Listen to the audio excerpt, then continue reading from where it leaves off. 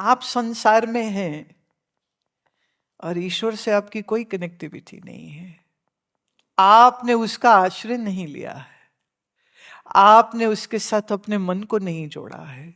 तो फिर जैसे वो छोटा बच्चा अंधेरे से डरता है, नई जगह से डरता है, कल्पना के भूत से डरता है, कल्पना की तकलीफों से भयभीत हो जाता है, ऐसे ही जो जीव है इस संसार में ईश्वर से कनेक्टिविटी ये वाली अगर नहीं बनाई तो डर तो रहेगा ही।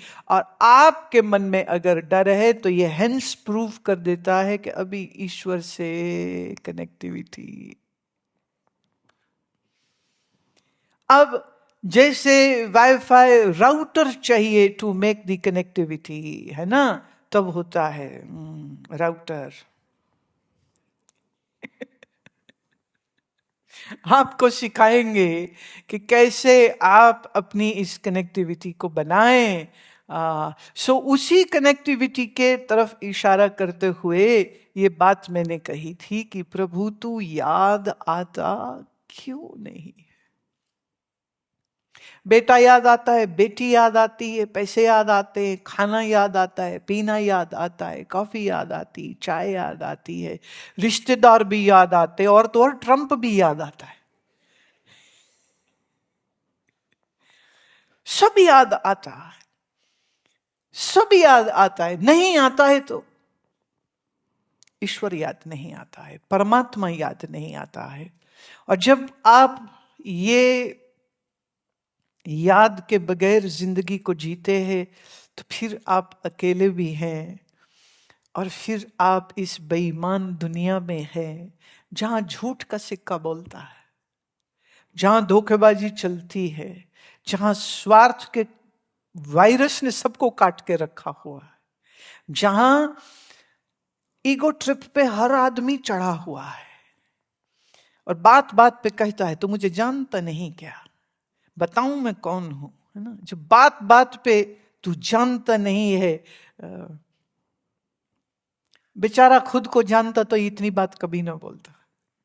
तो शायद वो खुद ही नहीं जानता है वो कौन है, इसलिए वो बोलता रहता है तू जानता नहीं है ना। तो मन के अंदर ये जो उदासी है, मन के अंदर ये जो अकेलापन आता है, मन के अंदर सब कुछ होने पर भी, मैं फिर से कह रही हूं सब कुछ होने पर भी, पैसा है, मकान है, फैमिली है, जॉब या बिजनेस है, सब है, फिर भी डर है, फिर भी एक उदासी है, फिर भी एक अकेलापन है।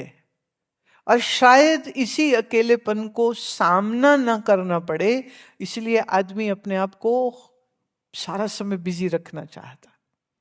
यहां जाओ, वहां जाओ, ये करो, वो करो, ये करो, वो करो, और उसको बोलो खाली होके बैठ जरा। मैं आपको ही देती हूं, यहां से वापस जाके घर में ज्यादा ना सही, but like half an hour खाली बैठिएगा। जब मैं खाली कहती हूं तो नो टॉकिंग, है ना, no talking, no person around you, and सबसे पहले फोन बंद, टीवी बंद, no iPad, right, no source of electronic gadget which can connect you to any person, no gadget, no phone, no iPad, no TV, no newspaper, no book. अब ये खतरनाक बात अब हो रही, नो बुक, किताब भी कोई नहीं, बस खाली होके बैठना है। 5 मिनट बैठना भी मुश्किल हो जाएगा। करिएगा जरूर, ताकि आप मुझे बता सकें। हो सकता है मैं गलत हूं, हो सकता है कि आप ठीक से खाली बैठ सके। मैं फिर कह दूं, जब मैं कहती हूं खाली होके बैठना, तो मन में मंत्र जप भी कोई नहीं, राम राम राम, वाहिगुरु वाहिगुरु, वो भी नहीं करना, कुछ नहीं, मन खाली करना है और खाली होके बैठना है। बहुत मुश्किल, बहुत मुश्किल लगेगा, क्योंकि हम अपने मन को हमेशा उलझा के रखते हैं, हम हमेशा कुछ काम करते रहते हैं, कुछ दौड़ भाग हमेशा चलती रहती है। और रात जब सोने भी लगते हैं ना, तो दिमाग कहता है अच्छा कल ये मीटिंग है, कल वहां जाना है, फिर बैंक में जाना है, फिर ये करना है, फिर वो करना है, फिर ये करना है, एक लंबी लिस्ट है, कल मैंने ये करना है। या सोते सोते हुए में भी होता है, कल पकाना क्या है, सुबह नाश्ता क्या खाएंगे। एक सबसे important question of every house hold, क्या खाओगे। हम तो अब रोज किसी के गेस्ट होते हैं ना, तो वो एक ने मुझसे पूछा आप क्या खाओगे, आप नाश्ते में क्या खाओगे। मैंने कहा सुबह हो लेने दो, फिर कहते नहीं नहीं वो फिर तैयारी कुछ करनी होगी, मैं तुम चिंता मत करो, आप बस बताओ आप क्या खाओगे। और मैंने कहा आप जो बना दोगे हम खा लेंगे। नहीं नहीं आप बताओ आप क्या खाओगे। ओके, स्पिन को पीटा है। मैंने कहा बोल स्पिन, स्पिन में को पीटा। जी ये क्या है। मैं आप ही बोले चले जा रहे थे जो बोलोगे बनाऊंगी, जो बोलो बनाऊं। मैं कही जा रही हूं जो आता है वो बना दे। तो ये एक स्पेनिश डिश होती है ये। तो कहती नहीं जी अब स्पेन का तो मुझे कुछ नहीं पता, हिंदुस्तानी कुछ बोल दो तो मैं वो कर लूं, ये तो नहीं कर सकूंगी। मैं इसीलिए तो कह रही थी जो आता है वो बना देना, मैं खा लूंगी। I am not a demanding person but it should be edible enough, तो मेरे लिए वो सही पड़ता है। तो रात सोते हैं तो क्या खाना है, कल कहाँ जाना है, क्या लेन क्या देन, इतनी खोपड़ी घूमती है। इस घूमती खोपड़ी में नींद नहीं आ पाती है। फिर करवटें बदलते रहे सारी रात हम, फिर करवटें चलती रहती, फिर नींद की गोली चलती है। कई हैं जो जो दारू पीते, वो सज्जन कहते जी मेरे को दारू पीना कोई अच्छा नहीं लगता, बड़ी कड़वी चीज है, मेरे को भी पता है बड़ी बेकार चीज है, पर मैं पीऊं नहीं तो नींद नहीं आती। मैं ये भी अच्छा बहाना निकाला तुमने। नींद के लिए आप पीते हो, मैं नींद के लिए और 100 तरीके हो सकते हैं, आप पीना तो कोई जरूरी नहीं था। कह रहे नहीं बस नींद नहीं आती है। और मैंने कहा तेरे अरबों कमाए तेरे किस काम के जो तुझे नींद नहीं आती।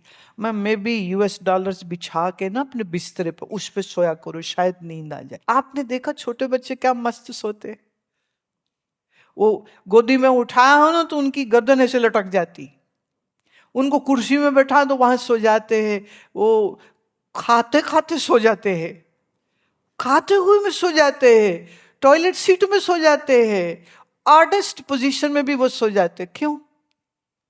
क्योंकि अभी उनको ओवर थिंकिंग के वायरस ने काटा नहीं है। अभी they don't have this disease of over thinking.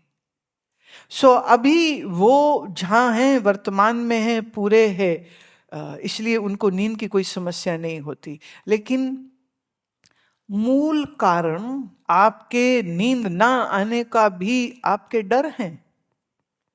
नुकसान हो जाएगा, पैसे का नुकसान हो जाएगा, क्लाइंट चला जाएगा, रिश्तेदारी खराब हो जाएगी, दोस्ती न टूट जाए, ये डर हैं बहुत सारे। ये जो डर है, यही डर आपकी नींद ना आने का एक बहुत बड़ा कारण बन जाता है। तो मैं ये भी कह सकती हूं कि जिसके अंदर भय नहीं है, जिसके अंदर भय नहीं है, उसको इंसोम्निया नहीं होगा, उसको नींद ना आने की तकलीफ कभी नहीं होगी, क्योंकि भय नहीं है। वो जैसे एक बच्चा निश्चिंत है, क्यों? उसको पता है उसकी माँ है, उसके पिताजी है। सो वो तो सोचता ही नहीं कि कल बनेगा क्या, मुझको खिलाएंगे क्या, मेरा स्कूल कौन सा होगा, मेरे को कपड़े या जूते या मोजे जो चाहिए वो कैसे मिलेंगे। बच्चों को कोई फिक्र नहीं है, इसलिए उस बेफिक्री में वो आराम से सो लेता है। पर जब इसी को फिक्र लग जाएगी कि क्लास में नंबर 1 आना है, तो इस बच्चे को भी अब तकलीफ होने लग जाएगी। और तुम हैरान होगे, हैरान क्या भाई, तुम मेरे से ज्यादा देखते होगे, 8वीं 9वीं 10वीं के बच्चों को इतनी स्ट्रेस है, इतना डिप्रेशन है, और वो अपनी स्ट्रेस को ठीक करने के लिए अजीब अजीब चीजों को करते हैं।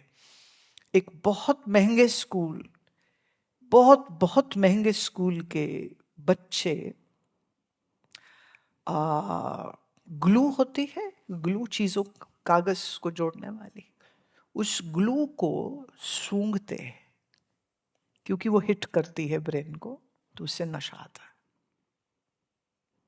और दूसरे बता रहे थे पूरा हेड शेव कर देते हैं और फिर वो इसे सिर पे लगा लेते हैं। इरेजर्स, इंक होती है ना, लिक्विड इरेजर्स, वो लिक्विड इरेजर्स सिर में लगा के धूप में बैठते, उसके रिएक्शन से नशा आता है।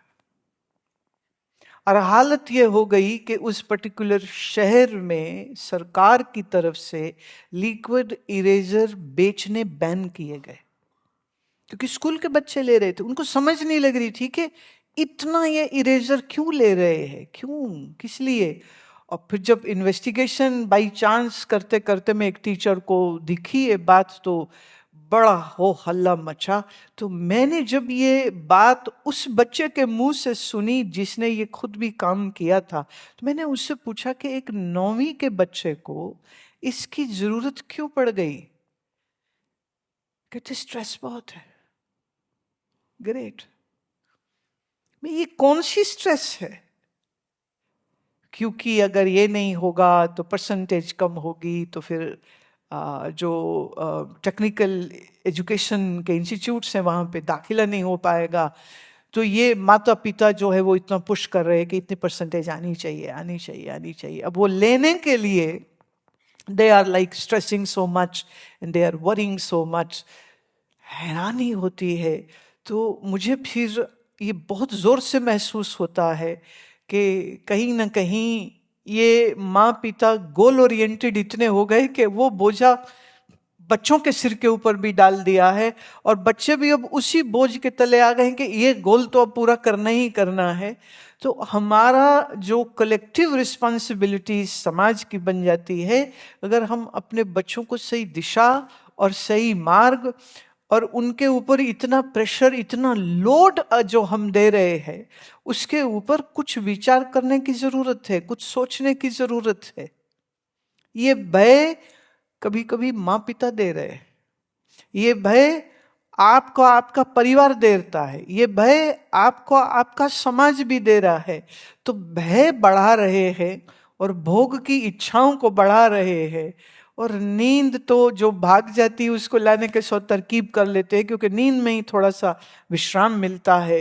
लेकिन भोजन, भोग, भय, निद्रा, अगर ये सिर्फ 4 चीजें आपके जीवन में है, तो फिर अभी आपने अपना मनुष्य होने के इस ट्रम्प कार्ड को सही से इनकैश नहीं किया। You need to think about that. इसके ऊपर विचार करने की जरूरत है। लेट्स सी, इसका एक उपाय अगर मैं ये कहना चाहती हूं कि विचार करके देखो, ये शरीर जो आपका है, जिस शरीर से जिंदगी जी रहे हो, ये शरीर क्या आपने बनाया या बना बनाया मिल गया? आपको बना बनाया मिल गया। इसमें जो सिस्टम चल रहे हैं, ज्ञान इंद्रियां हैं, कर्म इंद्रियां हैं, ये भी सब अपने आप से चल रही है। हाँ, इसमें कुछ दिक्कत हो जाए कि आंख में ग्लूकोमा आ जाए, कि कैटरैक्ट हो जाए, तो डॉक्टर पे जाना पड़ता, भाई ये चल नहीं रही, इसका कुछ सिस्टम ठीक करिए, बिगड़ गया।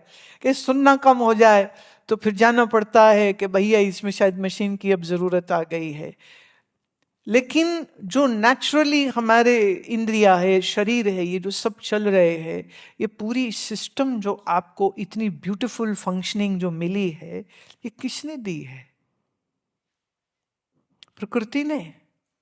अब प्रकृति को किसने बनाया है, किसने चलाया है? ईश्वर ने। तो इसका मतलब इस प्रोडक्ट की जिम्मेदारी उसकी है,